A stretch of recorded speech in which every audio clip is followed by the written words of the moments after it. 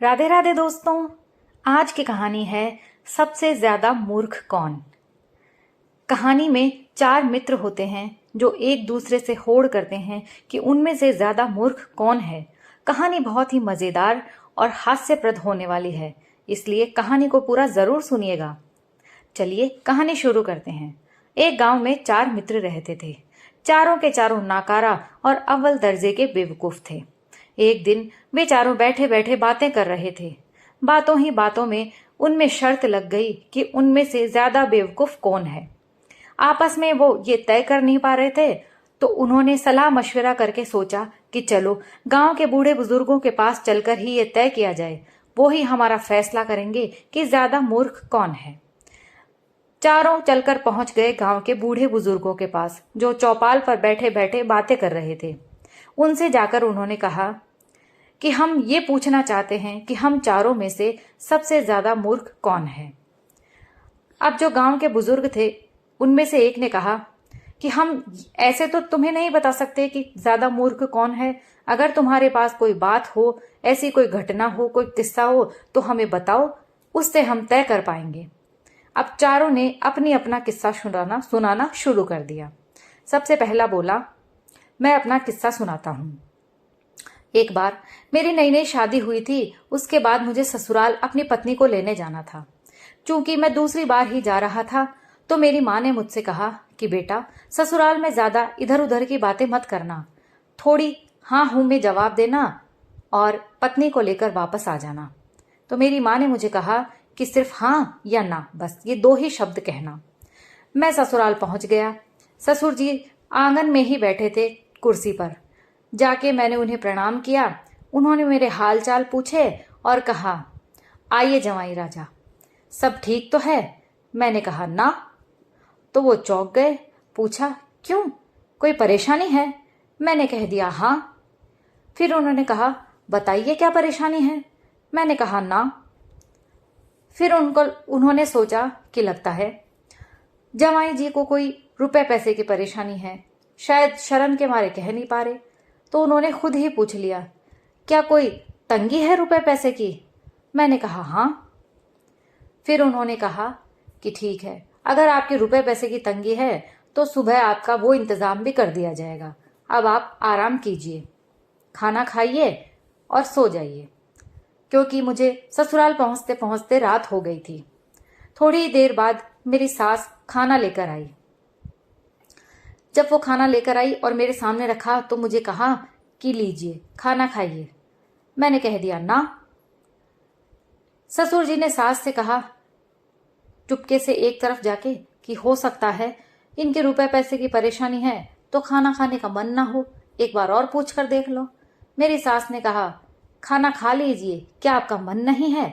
मैंने कहा ना। फिर वो मेरे सामने से थाली ले गई और कहने लगी, जब आपका मन हो तब खा लीजिएगा। ऐसे करते करते रात हो गई और सोने का वक्त हो गया। सब अपने अपने जगह पर सो गए।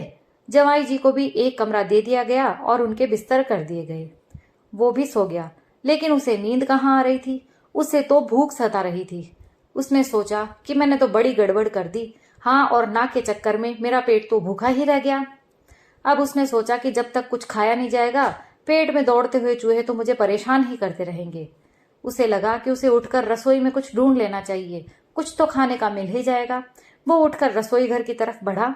धीरे धीरे कदमों से अंदर गया, क्योंकि रसोई के बाहर ही एक पलंग पर उसकी सास सो रही थी। अब उसने चारों तरफ रसोई में तलाशना शुरू किया, तो चूंकि उनकी शादी कुछ ही वक्त पहले हुई थी, तो वहां एक हांडी में लड्डू रखे थे। उसने धीरे से हांडी का ढक्कन उठाया, एक लड्डू उठाया और मुंह में रख लिया, और जैसे ही हांडी का ढक्कन वापस रखने लगा, वो ढक्कन हाथ से गिरकर छूट गया, नीचे गिर के टूट गया। और उसकी आवाज हुई तो सास उठकर जल्दी से खड़ी हो गई और वो लड्डू को मुंह में रखे जमाई भाग गया और अपने कमरे में घुस गया और चद्दर ओढ़कर सो गया। सास को लगा कि पता नहीं क्या बात है जो जमाई जी अचानक से यूं भाग कर गए। उसने अपने पति और बेटों को जगाया कि जाओ जरा जमाई जी से पूछो कि क्या बात हो गई, इतनी रात को वो ऐसे भाग क्यों रहे थे। उसके साले और ससुर जब उसका हाल चाल पूछने उसके कमरे में आए तो वो चद्दर तान कर सो रहा था। उन्होंने चद्दर हटाई और उसे उठाया तो देखा कि उसका मुंह एक तरफ से सूजा हुआ है। उसके सालों ने कहा, माँ, ये क्या परेशानी बताएंगे? इनकी परेशानी तो साफ नजर आई है। इनके अचानक क्या हो गया? जब ये आए थे तब तो बिल्कुल ठीक थे। सास घबरा गई। उन्होंने कहा, जाओ जल्दी से इन्हें वैद्य जी के पास ले जाओ। साले और ससुर अफरा तफरी में जवाई को जल्दी से लेकर वैद्य जी के पास चले गए। आधी रात को वैद्य के घर का दरवाजा खटखटाया। वैद्य जी को उठाया और कहा, देखिए इनके मुंह पे अचानक क्या हो गया है? शाम तक तो ये बिल्कुल ठीक थे।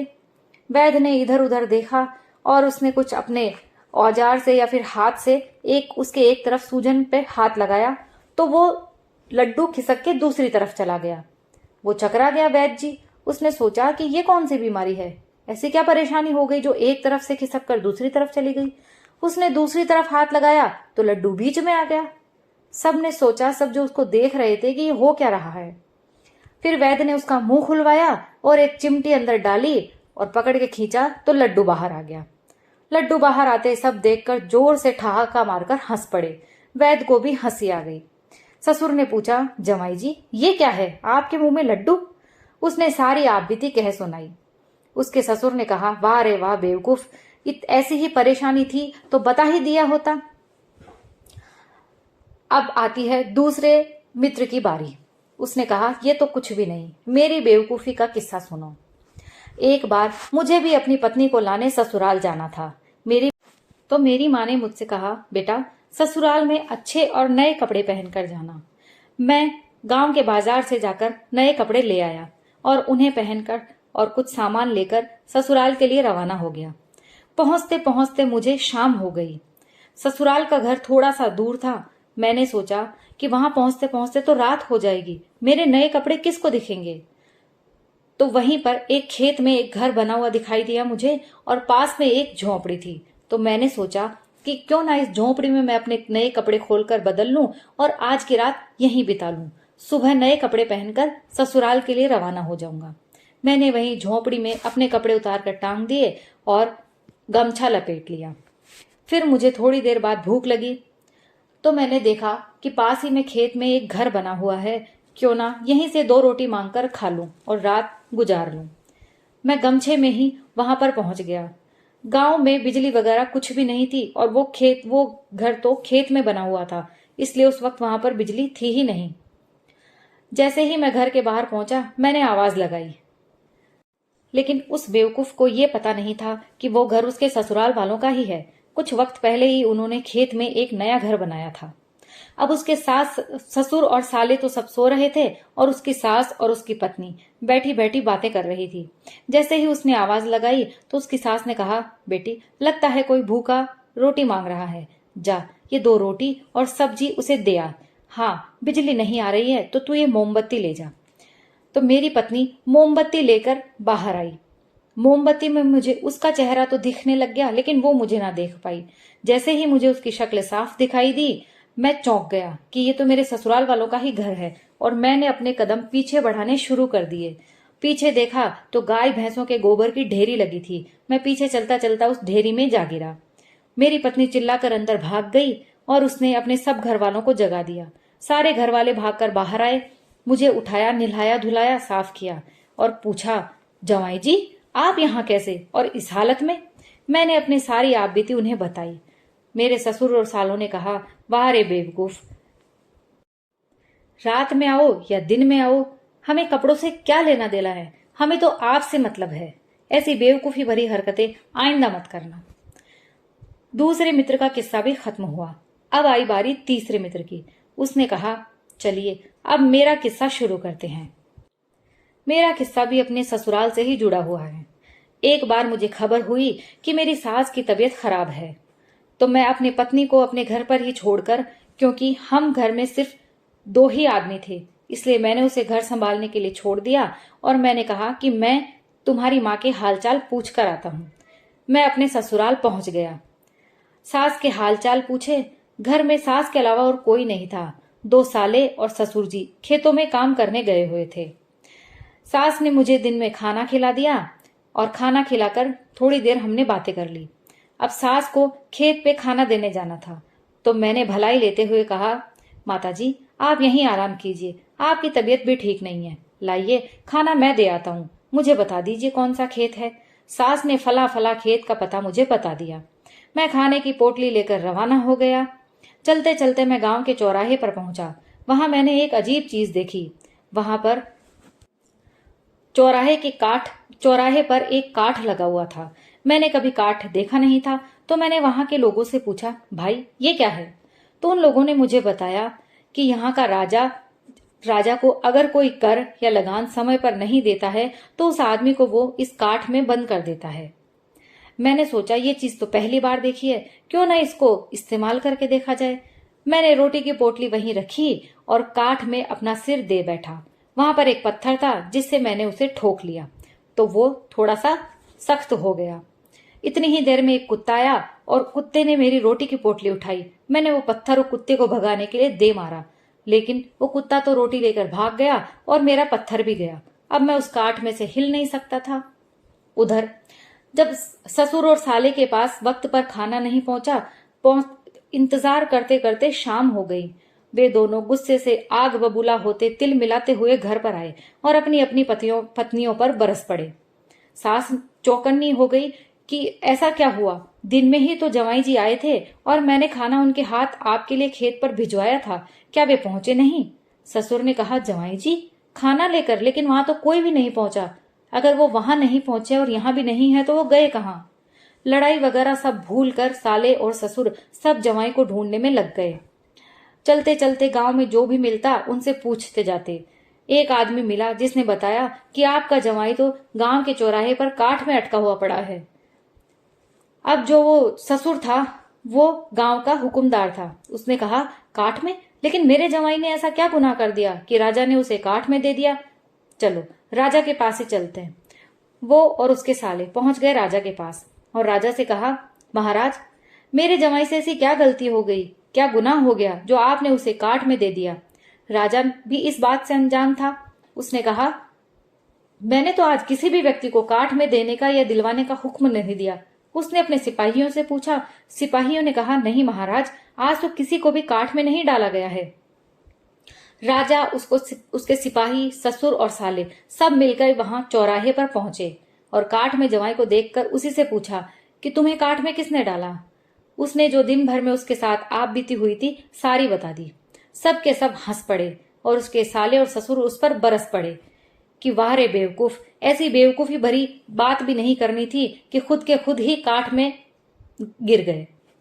उसको वहां से निकाला और घर ले गए। ये तीसरे मित्र का किस्सा भी समाप्त हुआ।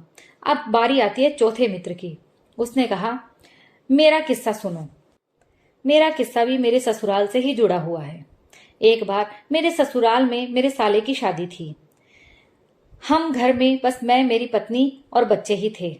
मेरी पत्नी बच्चों को लेकर कुछ दिन पहले ही अपने मायके चली गई और मैं खेतीबाड़ी का काम संभालने के लिए घर पर रह गया। जब शादी का ऐन वक्त पर आ गई तो एक दिन पहले मैंने भी जाने का सोचा। मैं आनन फानन में कपड़े डालकर और पहुंच गया ससुराल। ससुराल पहुंच गया। शादी दूसरे दिन थी। पहले दिन गाना बजाना हो रहा था और घराती जीम रहे थे। मैंने भी खाना खाया, थोड़ी आव भगत की करवाई और उसके बाद सोने की तैयारी होने लगी। लेकिन जैसे ही मैं सोने लगा मुझे याद आया कि मैं तंबाकू तो अपने घर ही भूल आया हूं। मैं ठहरा तंबाकू का आदी। मुझे तंबाकू की बड़ी लत थी। अब क्या करूं? बिना तंबाकू खाए तो मुझे नींद ही नहीं आती। अब मैं वहां पूछूं भी तो किससे? शादी के घर में इतने सारे लोग थे और ऐसा माहौल, मेरे ससुराल में कोई भी तंबाकू नहीं पीता। मैं शर्म के मारे उनसे पूछ भी ना सका। फिर मैं अपनी पत्नी के पास गया। वो दोनों हाथों और दोनों पैरों में मेहंदी लगाकर बैठी थी। मैंने उसे एक तरफ ले जाकर अपनी बात बताई। उसने कहा कि तंबाकू तो है, लेकिन अभी शादी के घर की वजह से तंबाकू को भैंसों के बाड़े में रख दिया गया है। आप वहां से जाकर ले आइए। मैं गाय भैंसों के बाड़े में पहुंच गया। उधर बिजली भी नहीं आ रही थी। मैंने जैसे तैसे टटोलना चाहा, लेकिन मुझे तो कहीं भी तंबाकू नजर ना आई। मैं हैरान परेशान वापस अपनी पत्नी के पास आया और उसे बताया कि मुझे तो कहीं भी तंबाकू नजर नहीं आई। तुम ही चलो और मुझे बताओ। उसने कहा, मैं कैसे चलूं? आप देख रहे हैं मेरे दोनों हाथ और दोनों पैर दोनों में मेहंदी लगी है। मैं चल ही नहीं सकती। मैंने उससे कहा कि मैं तुम्हें अपने कंधों पर उठा लूंगा, तुम बस मुझे अंगुली से इशारा कर देना, मैं ले आऊंगा। उसने कहा ठीक है। मैंने उसे अपने कंधों पर बिठाया और गाय भैंसों के बाड़े की तरफ बढ़ने लगा। जब गाय वहां पर बिजली तो आ नहीं रही थी।